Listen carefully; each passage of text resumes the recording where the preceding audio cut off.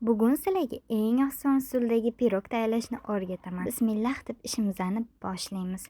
Tog'orachaga elengan 400 gram un solib, ketidan 10 gram razrexitsil, bir pochka vanilin. Endi yaxshilab aralashtirib hammasini ketidan muzdekkina 200 gram margarinni unga belab tyorkadan o'tkazib olamiz.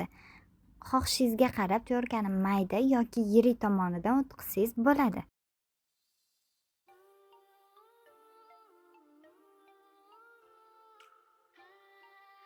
Endi margarin bilan unni aralashtirib, kroshka holatiga olib kelib olamiz.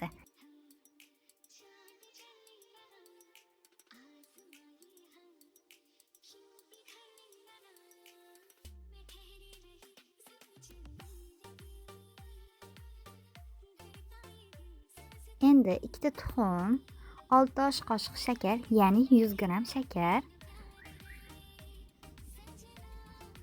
ketidan bir chimdim tuz, bir qoshiq sut solib hammasini vilkada aralashtirib olamiz.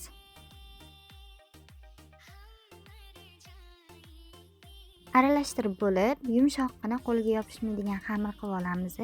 Iloji bo'lsa xamirni stol ustiga qo'yib, ob'yom berib olsangiz bo'ladi. Agar xamiringiz yumshoq chiqib qolsa, xavotir olmang, unga un sepib xamirni ob'yom qilib olsangiz bo'ladi.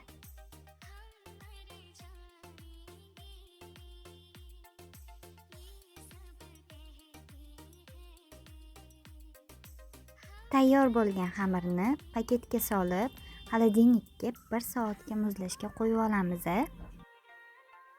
1 soatdan keyin xamirimizni olib, palga yoyib, palgaga un sepib, ustida dumaloq shaklda yoyib olamiz. Palgani men nisodan ishlataman.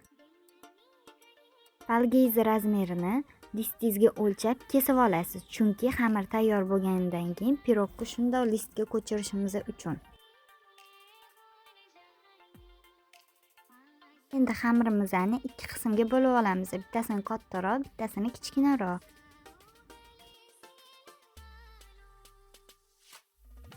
Katta qismini olib, un sepib dumaloq qilib yoyib olamiz. Xamirimizni 2 sm qalinlikda yoyib olib, keyin o'zingiz listingizga sig'adigan razmerda idishingizni dumaloq shaklda qo'yib olib, xuddi shunaqa ko'rsatilgandek qilib olasiz.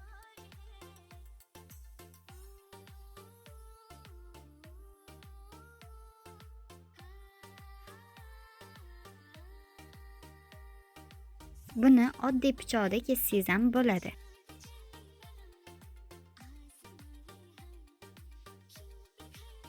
Endi videoda ko'rsatilgandek qilib, xamirni ketma-ketlikda shunaqa qayirib olamiz.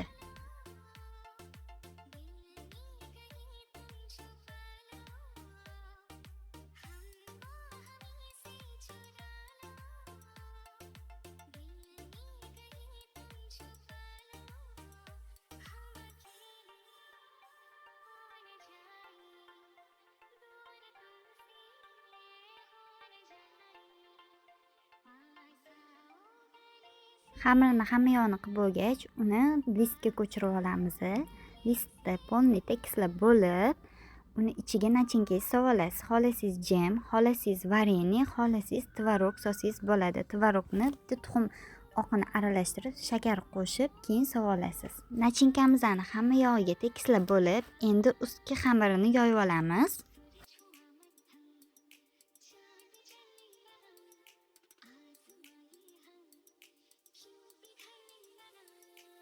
Kerakli darajada tekis yoyib olganingizdan keyin ustiga xohlagan naqshingizni bersangiz bo'ladi. Xohlasangiz serdichka, xohlasangiz gul, xohlasangiz mamnaqa usulda pichoqda kessangiz ham bo'ladi, gulli pichoqda kessangiz ham bo'ladi. Endi esa pirogimiz ustiga xamirimizni ketma-ketlikda taxlab chiqamiz.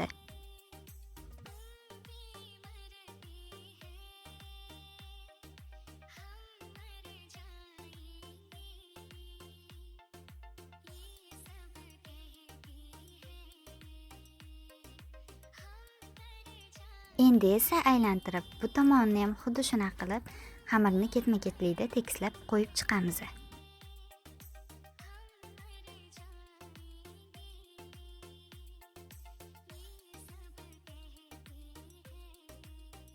Ko'rib turganingizdek pirog tayyor bo'ldi. Endi bitta tuxumni yaxshilab aralashtirib, ust qismiga polni surib chiqamiz.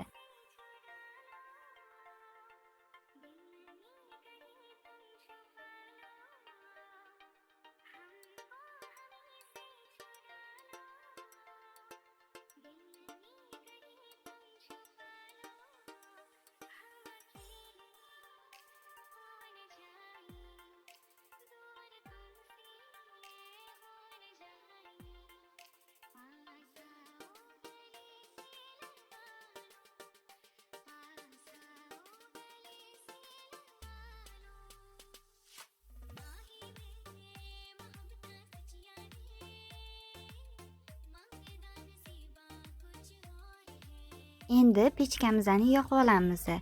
Men 30 minutga 150 gradusda tepa-pastini yoqib qo'yib oldim.